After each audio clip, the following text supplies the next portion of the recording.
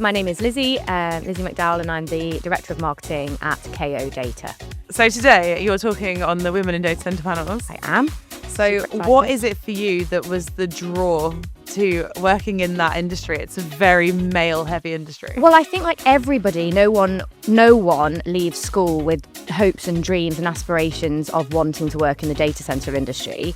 However, I think that is primarily because nobody knows the data centre industry exists.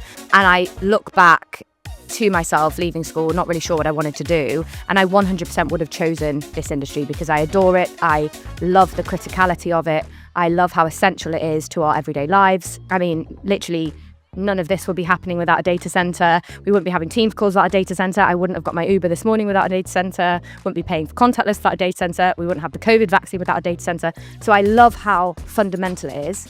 So yeah, I don't suppose there was ever this epiphany where I went, I've got to work in data centres. But my mission in life is to make sure more people wake up going, I've got to work in data centres because we need more people. So one thing that they are doing that I think is a good thing is obviously encouraging women to get into STEM while they're at school. Yeah. But that's fine for entry-level jobs. When we get to like mid-management, women seem to peter off. Mm-hmm. Why do you think that is? It comes down to visibility. If you can't see somebody who you recognise or identify with, naturally as people, you don't feel that there is a place there for you. So it's quite intimidating when you are looking around, you're like, nobody looks like me, nobody sounds like me, nobody talks like me, I'm the only woman in the room. You're trying to build a connection, and if there isn't that immediate, okay, I'm with my tribe, or there's somebody who I can relate to, human nature is to talk yourself out of the position. So flexibility of work, working around people's outside commitments, whether that's caring, whether that's being a mother, whether that is neurodiversity, just being accommodating and building roles that get the best out of people.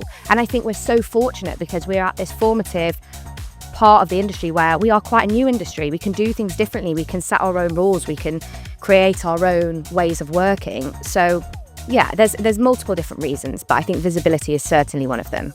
Another big part of that, I guess, career progression is sponsorship and mentorship. Yes. And like all the sponsors in my life have always been women. Yeah, nice. So what do you think needs to be done there? Do you think it's male allies in sponsoring us, or do you think it's just putting more women in charge? I think that's I think you're very lucky to have all of your sponsors have been women. I think that's quite unusual because naturally, like this industry for sure, there just isn't that array of women, although some most brilliant women. But the male sponsorship that I've had personally in this role has been absolutely invaluable.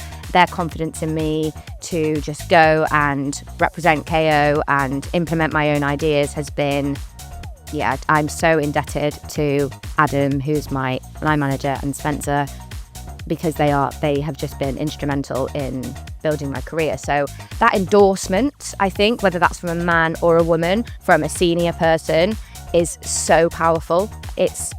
That allyship is invaluable.